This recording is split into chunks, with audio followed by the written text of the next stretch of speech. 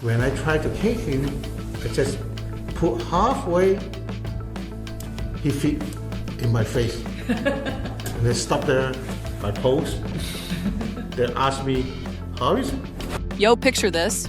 You're a kid in the chaos of post-war Hong Kong. Noise, hunger, hustle everywhere. Your parents?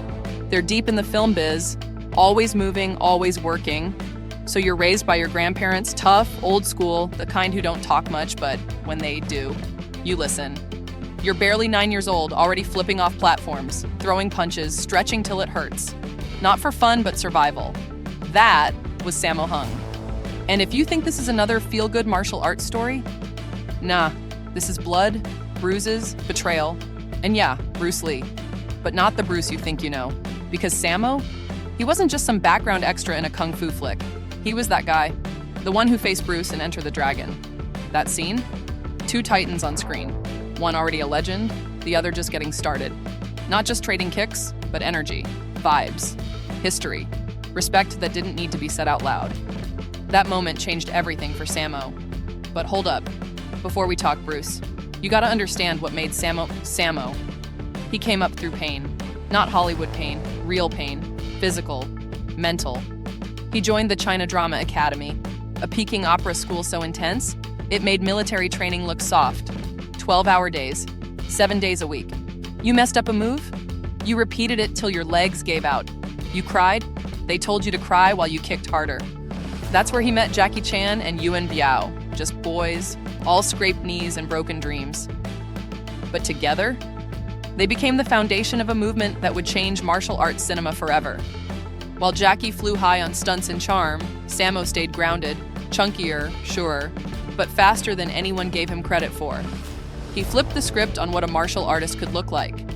And yo, when folks laughed at his size, he made them eat every joke with choreography they couldn't copy if they tried.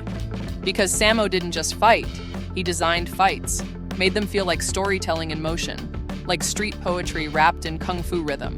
He didn't wait around for parts, he made his own.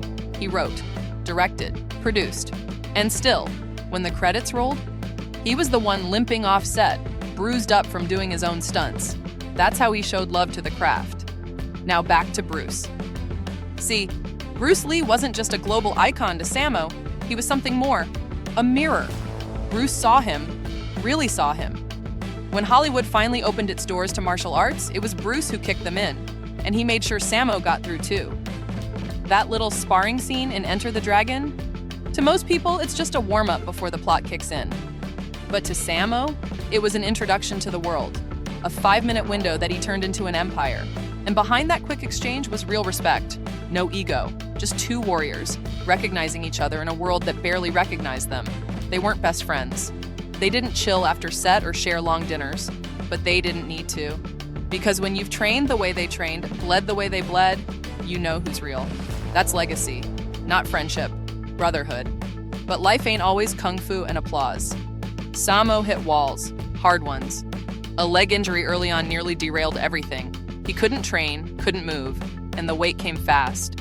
In an industry obsessed with looks, that meant fewer roles, comedic parts, villains, sidekicks, never the hero. But he didn't quit. He adapted, took the punches and rolled with them. He built his own production house. He mentored, directed, took roles others were too proud to accept. And when Jackie Chan's star exploded internationally, Sammo didn't complain. He kept working, quiet, steady, sometimes frustrated, sometimes broke, but always creating. And just when people whispered, he's done, he showed up in Ip Man 2. That tea house scene, a masterclass, no wires, no flash, just skill, patience, and presence. Sammo wasn't trying to be remembered. He was showing you why he should have never been forgotten. Then he dropped the bodyguard after 2 decades away from the director's chair. Critics blinked, fans clapped. And Sammo? He just walked off camera like, I told you. Through broken bones, box office bombs, family struggles, and personal losses, he kept one truth unshaken. Martial arts isn't about winning, it's about living. It's about staying sharp when life dulls you out. It's about passing the flame without letting it burn you alive. And when Sammo talks about Bruce now, he ain't name-dropping. He ain't chasing headlines. He's saluting a brother in arms, quiet, heavy, real, and here's the wildest part. He's still here.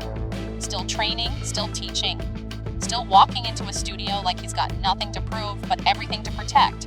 Because Sammo, he wasn't just in the room when martial arts cinema was born. He helped build the damn thing.